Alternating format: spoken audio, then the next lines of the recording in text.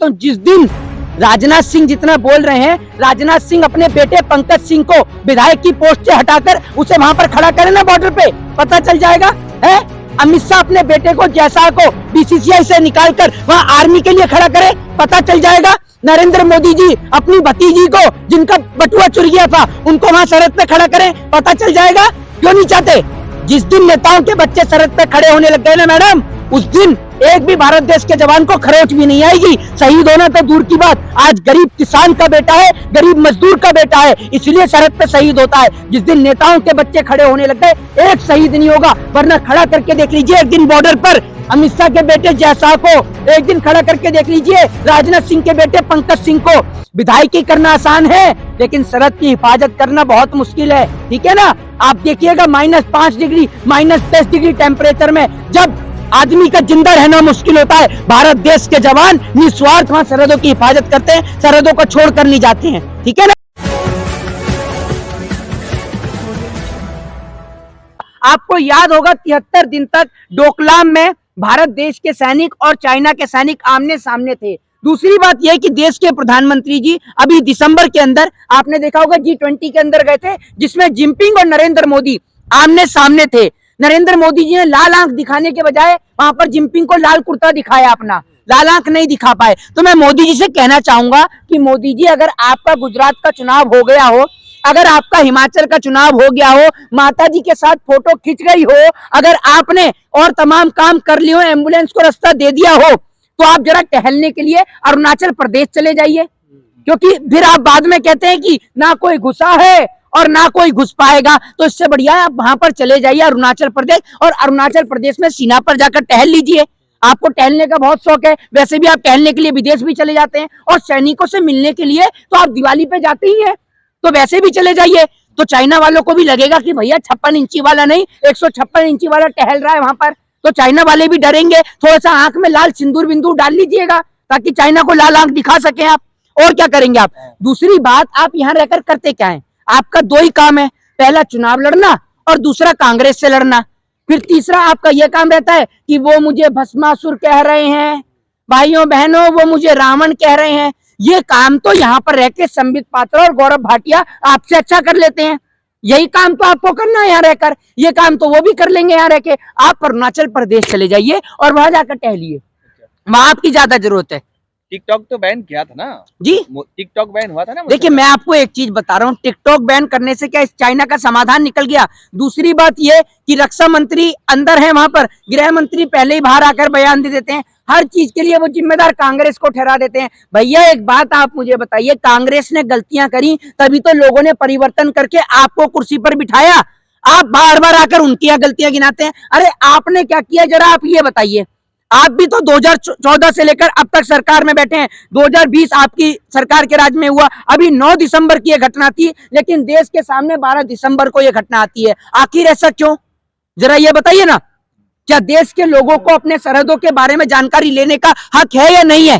और अगर कोई सवाल खड़ा कर दे, अगर आपसे कोई सवाल खड़ा कर दे तो आप कहते हैं कि भैया सैनिकों के ऊपर सवाल उठा रहे हैं, ये सेना पर सवाल उठा रहे हैं। तो मोदी जी मैं आपको बता दूं कि सेना पर कोई सवाल नहीं उठा रहा, लोग आप पे सवाल उठा रहे हैं। आप पे सवाल उठाते हैं तो आप कह देते कि सेना पे उठा रहे हैं। सेना तो अपना काम बढ़िया कर रही है। सेना ने तो अभी आपने देखा कि 9 दिसंबर को कि छोटी छोटी आंख वाले चाइनीज सैनिकों को कैसे उठा उठा के पटका, आपने देखा। सेना तो अपना काम बढ़िया कर रही है, लेकिन हम ये बात कह रहे हैं कि सेना का सीना क्यों नहीं बताया जाता 56 इंच का, आपका क्यों बताया जाता है? आप ऐसा क्या कर रहे हैं जरा ये बताइए ना। हम तो कह रहे हैं, हाँ मीडिया का तो काम ही यही है, और मीडिया के कुछ चैनल तो ऐसे हैं जो लगातार लाइव कवरेज दे रहे हैं रसिया और यूक्रेन को, अरुणाचल प्रदेश को नहीं दे रहे हैं। अरुणाचल प्रदेश को कोई खबर नहीं है, चीन को लेके कोई खबर नहीं है, उनकी खबर और लाइव कवरेज चल रही है वहां पर रसिया और यूक्रेन। क्या बात कर रहे हैं? मोदी जी के कहने से रसिया यूक्रेन का युद्ध रुक जाता है, जेपी नड्डा ने हिमाचल में कहा चुनावी सभा में। जेपी नड्डा का देखा ना, जेपी नड्डा भी कैसे रुक गए। जेपी नड्डा का राजनीतिक करियर भी रुक जाएगा, और जनता पूरे देश के ऐसे ही बीजेपी के जितने भी नेता हैं सबका राजनीतिक करियर एक एक करके रोकेगी। जेपी नड्डा अपने खुद के घर में हार गए ना, कितनी बुरी हालत हुई जेपी नड्डा की आप सभी ने देखा। तो आपको मैं एक बात बता दूं मोदी जी, अब आपके जुमलों से काम नहीं चलेगा, और आपका वाक्य में 56 इंच का सीना है तो जाकर टहलिए ना अरुणाचल प्रदेश में सीमा पर। क्यों नहीं टहलते हैं आप वहां पर? क्या बात करते हैं? प्रधानमंत्री को ऐसा बता रहे हैं आप? भाई मैं रुक तो जाता है उनके कहने से पाकिस्तान को देखा था क्या क्या था उन्होंने। भाई आप एक बात मुझे बताइए, हाँ। हमसे पाकिस्तान है या पाकिस्तान से हमें, ये अरे बताइए। सुशील मोदी कह रहे पाकिस्तान ताक लगाए बैठा हुआ है एकदम, वो घेर लेगा हिंदुस्तान का। मोदी मेरी बात सुनिए, मोदी अरे जी से मेरी डर बात रहा है। मेरी बात कांप सुनिए, रहा है मोदी जी से डर रहा है। कांप रहा है इस मोदी। देश का इतिहास देखिए, मोदी जी तो सिर्फ लंबी लंबी हाँकते हैं और जुमले फेंकते हैं। शास्त्री जी पाकिस्तान में लाहौर तक घुस गए थे 1966, याद करिए 1966 ताशकंद समझौता, शास्त्री जी ने पाकिस्तान के छक्के छुड़ा दिए थे, ठीक है ना।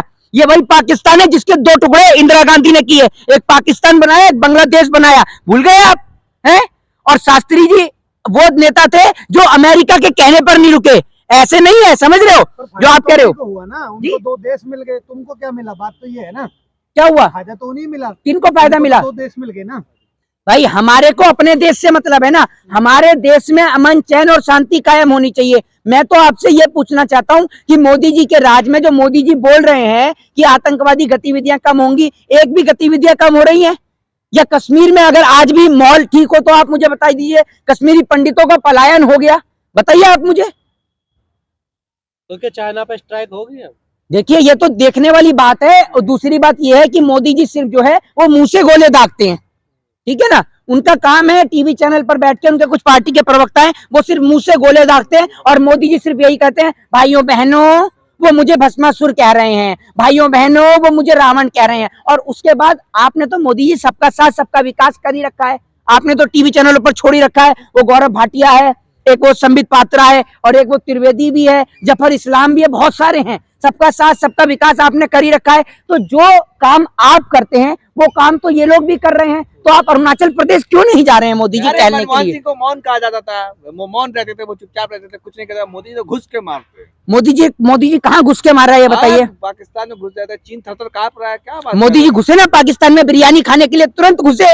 मोदी जी बिरयानी खाने के लिए पाकिस्तान में घुसे, ये तो देखिए आप। और दूसरी बात ये कि आप जैसे पत्रकारों की वजह से आज तक हम भारत देश की जो तुलना है वो पाकिस्तान से करते हैं। आप डेवलपमेंट के मामले में अमेरिका या रशिया की बात क्यों नहीं करते हैं, आप पाकिस्तान क्यों उठाकर लेके आते हैं? अरे पाकिस्तान एक भूखा नंगा देश है, आप पाकिस्तान की भारत देश की तुलना पाकिस्तान से करते हैं, आपको शर्म नहीं आती? आप हिंदुस्तान के नागरिक हैं पाकिस्तान के, ये बताइए जरा, जो पाकिस्तान की चर्चा करते हैं। ट्विटर पे 3 ही चेहरे चमक रहे हैं, राजनाथ सिंह, मोदी और अमित शाह, हाँ पता है ना। एक ही और फोटो में नजर आ रहे एक ही फोटो में नजर आ रहे हैं। ऐसे ही 3 लाल आंख- पत्रकार भी नजर आ रहे हैं, रूबिका लियाकत, अमीश देवगन और एक और कौन से है वो? सुधीर चौधरी, नहीं, अंजनाम कश्यप, एक और है चोपड़ा जी, अमन चोपड़ा जी। हाँ, पता है ना, 3 पत्रकार और 3 चेहरे काम हाँ, तो कर रहे हैं दबा के। भाई कोई काम नहीं कर रहे हैं, दलाली बटोर रहे हैं, माल बटोर बटोर के जेब के अंदर इकट्ठा कर रहे हैं, और क्या कर रहे हैं। और वो जो 3 चेहरों की आप बात कर रही है ना, एक बात मैं आपको बताता हूँ, जिस दिन राजनाथ सिंह जितना बोल रहे हैं, राजनाथ सिंह अपने बेटे पंकज सिंह को विधायक की पोस्ट से हटाकर उसे वहां पर खड़ा करें ना बॉर्डर पे, पता चल जाएगा है। अमित शाह अपने बेटे को जैसा को बीसीसीआई से निकालकर वहां आर्मी के लिए खड़ा करे, पता चल जाएगा। नरेंद्र मोदी जी अपनी भतीजी को जिनका बटुआ चुर गया था उनको वहां सरहद पे खड़ा करें, पता चल जाएगा। क्यों नहीं चाहते? जिस दिन नेताओं के बच्चे सरहद पे खड़े होने लग गए ना मैडम, उस दिन एक भी भारत देश के जवान को खरोच भी नहीं आएगी। शहीद होना तो दूर की बात, आज गरीब किसान का बेटा है, गरीब मजदूर का बेटा है, इसलिए सरहद पे शहीद होता है। जिस दिन नेताओं के बच्चे खड़े होने लग गए, एक शहीद नहीं होगा। वरना खड़ा करके देख लीजिए एक दिन बॉर्डर पर अमित शाह के बेटे जयशाह को, एक दिन खड़ा करके देख लीजिए राजनाथ सिंह के बेटे पंकज सिंह को।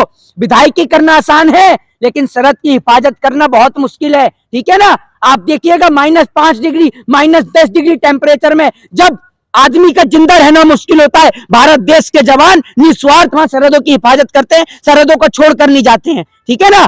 ये नेता ऐसे हैं जो देश के अंदर पैसा बैंकों का घोटाला करवाकर भगोड़ों को भगवा देते हैं। विजय माल्या, नीरव मोदी, मेहुल चोकसी, इनको भगाने वाला कोई और नहीं, देश की सरकारें हैं, देश के नेता हैं, और कोई नहीं है।